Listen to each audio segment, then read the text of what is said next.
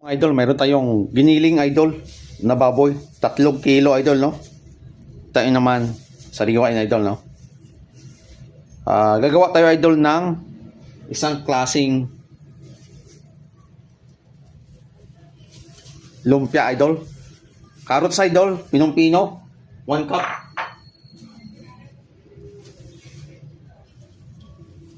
Singkamas or turnips idol, meron tayo, no?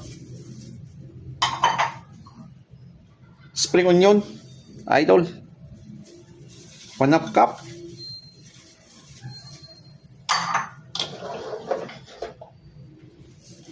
Meron tayong isang pirasong red onion.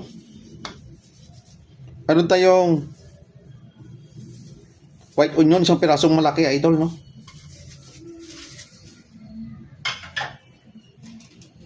Talagay tayo idol ng oyster sauce.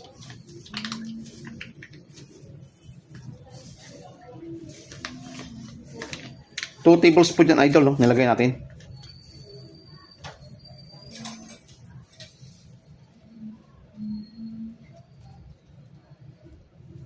One teaspoon ground black pepper.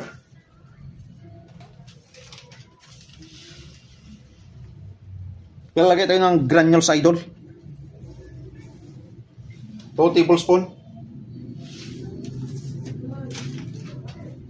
Fish sauce idol, 1 tablespoon.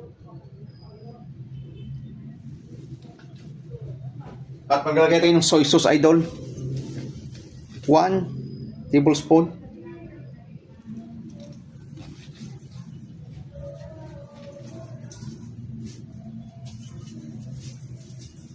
Additional tayo idol ng flour, 2 tablespoon lang idol lalagay natin, no? 2 tablespoon.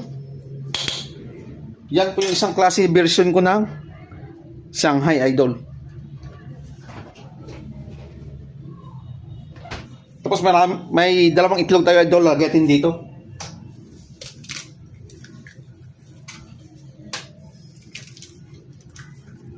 Pagkatapos na idol, mix natin lahat.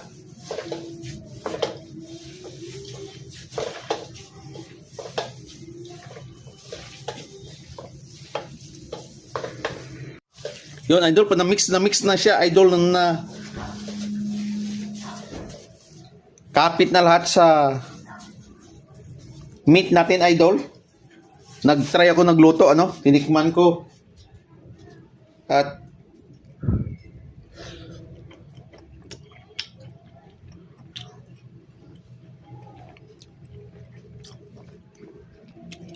okay yung lasa, luto na yung okay yung lasa ng timpla natin dito sa Shanghai idol, ano. At if chill ko to idol, kinabukasan ko gagawin idol, no, para 12 hours para ma-sit siya idol. At alam naman siguro kung paano gawin, iprito, i-roll, no. Bago tayo magtapos idol, huwag niyo kalimutan mag-subscribe sa YouTube channel ko, TikTok account ko. Follow niyo ko idol, subscribe. At huwag niyo kalimutang i-like, share. Okay na idol, yung moriniso natin ng lumpiang Shanghai idol. May version lumpiang Shanghai. At ito isang klaseng gawa ko idol ng diskarte ng lumpiang Shanghai. Yun lang mga idol. Bye bye.